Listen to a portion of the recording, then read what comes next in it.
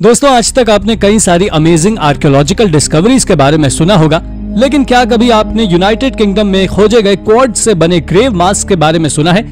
और क्या आप स्पेन और पोर्चुगल की बॉर्डर के पास खोजे गए 500 रहस्यमयी पत्थरों के बारे में जानते हैं? अगर नहीं तो वीडियो को स्किप किए बिना एंड तक जरूर देखिएगा। तो चलिए शुरू करते हैं आज की इस मजेदार वीडियो को। नंबर 10। दोस्तों, तो आज की इस वीडियो की शुरुआत हम यूनाइटेड किंगडम में की गई डिस्कवरी से करने वाले हैं। तो आपको बता दें कि हाल ही में आर्कियोलॉजिस्ट ने यूनाइटेड किंगडम के हैरेफोर्डशायर के डोरस्टेप हिल से एक 6000 साल पुराना रहस्यमय ग्रेवयार्ड खोजा है। दरअसल उस ग्रेवयार्ड से आर्कियोलॉजिस्ट को कुछ रेयर रॉक क्रिस्टल्स मिले थे, जिन्हें कब्र को मार्क करने के लिए वहां रखा गया था।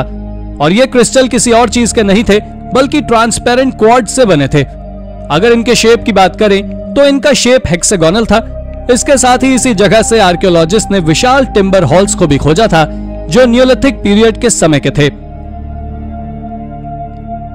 नंबर 9। दोस्तों, अगर मैं आपसे कहूं कि एक एंशिएंट आर्कियोलॉजिकल साइट ऐसी भी है जहां पिछली कई सदियों से 500 से भी ज्यादा रॉक्स खड़े हुए हैं और उसे हाल ही में साल 2022 में ही खोजा गया है, तो क्या आप मेरी बात पर विश्वास करेंगे?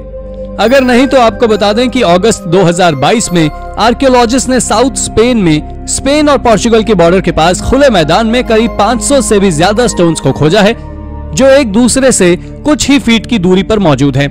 दोस्तों, इसके बारे में आर्कियोलॉजिस्ट का कहना है कि यह पूरे यूरोप में खोजी गई इस प्रकार की पहली आर्कियोलॉजिकल साइट है। अब अगर आप सोच रहे हैं कि ऐसा कैसे हो सकता है कि इस जगह इतनी बड़ी आर्कियोलॉजिकल साइट थी जिसे अब तक किसी ने नहीं देखा था, तो आप जान लें कि ऐसा इसलिए क्योंकि यह जगह एवोकाडो प्लांट से भरी पड़ी थी। इसके खोजे जाने के बाद आर्कियोलॉजिस्ट ने इसे ला टोर ली जनरा नाम दिया है। इसके ऊपर की गई रिसर्च बताती है कि ये आज से 2600 साल पुराने हैं, जो सच में एक अद्भुत खोज है।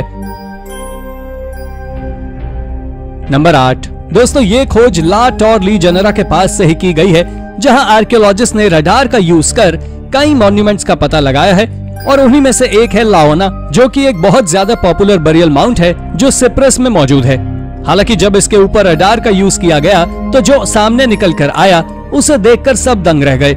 दरअसल उस रडार से पता लगा है कि उस लाओना मॉन्यूमेंट के नीचे एक स्टेयरकेस भी मौजूद है, और वो स्टेयर्स बहुत ज्यादा बड़े हैं। लाओना मॉन्यूमेंट की बात करें तो ये एक 500 फीट ऊंचा डिफेंसिव मॉन्यूमेंट है, जो 5200 स्क्वायर फीट के एरिया में फैला हुआ है। और जब इसकी जांच हुई तो पता लगा कि उन स्टेयरकेस को सिप्रो क्लासिकल पीरियड के दौरान यानी 2400 साल पहले बनाकर तैयार किया गया था। नंबर 7।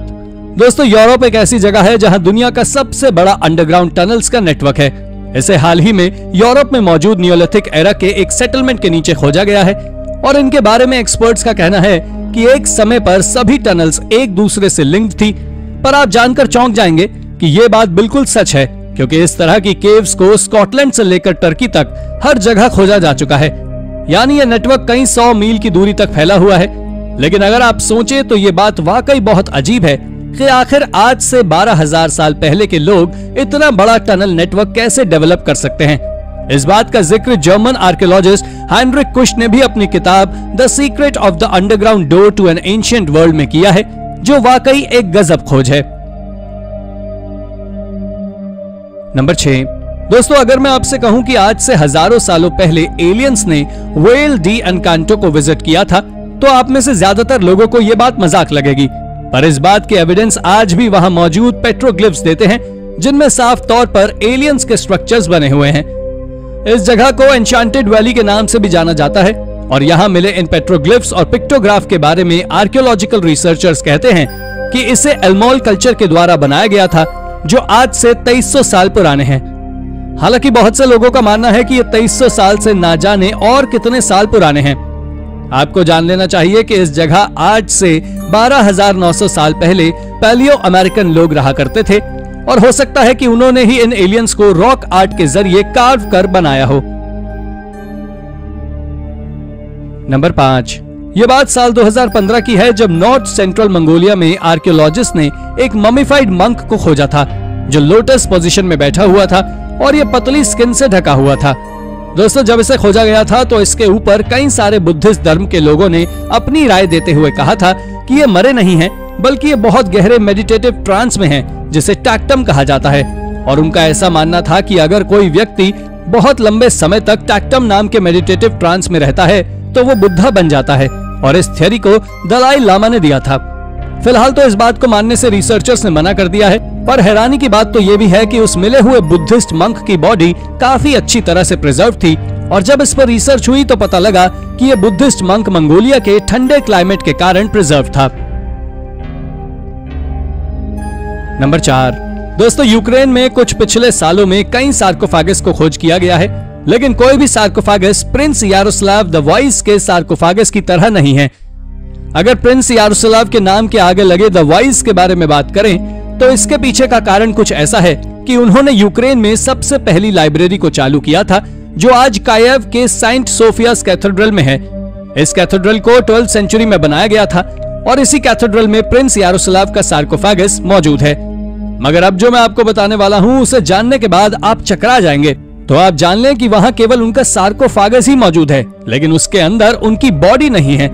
दोस्तों, इसके बारे में ऐसा माना जाता है कि प्रिंस यारोस्लाव की बॉडी वर्ल्ड वॉर 2 के दौरान चोरी हुई थी, लेकिन अब तक किसी को इस बात का पता नहीं है कि इसे किसने चुराया था, क्यों चुराया था और उसका क्या किया। वैसे आज के समय ये कैथेड्रल एक रिलीजियस म्यूजियम में बदल दिया गया है। नंबर 3, यह डिस्कवरी भी प्रिंस यारोस्लाव के सार्कोफागस की तरह ही यूक्रेन में की गई है।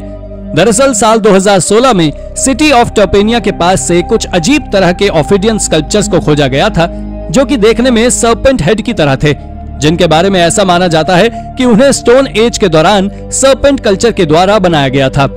शायद ही आपको मालूम हो कि जहां से इन सर्पेंट स्कल्पचर्स को खोजा गया था वहां से एनिमल बोन्स को भी खोजा जा चुका था। जब इनकी कार्बन डेटिंग की गई तो पता लगा कि ये स्कल्पचर्स आज से 10,300 साल से 9,500 साल के बीच के हैं। इन स्कल्पचर्स की मिस्ट्री की बात करें तो अब तक कोई ये पता नहीं लगा सका है कि आखिर वो लोग सर्पेंट हेड वाले स्कल्पचर्स को पूजा के लिए यूज किया करते थे या फिर ऐसे ही घर को सजाने के लिए। खैर जो भी हो, पर यह मिस्ट्री आज भी एक मिस्ट्री ही है। नंबर 2, दोस्तों ये बात साल 2017 की है, जब आर्कियोलॉजिस्ट इजराइल में खोज करने में लगे हुए थे। तब उन्होंने इजराइल के गैलीली हिल से एक बहुत बड़े डॉल्मेन को खोजा था।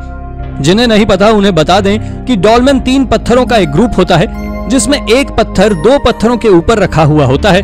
पर इजराइल में खोजा गया डॉल्मेन काफी ज्यादा बड़ा था, और इस बात का अंदाजा तो आप ऐसे ही लगा सकते हैं कि इसके ऊपर रखे हुए स्टोन का वजन ही करीब 50 टन से ज्यादा है, और ये आज से 4000 साल पुराना है।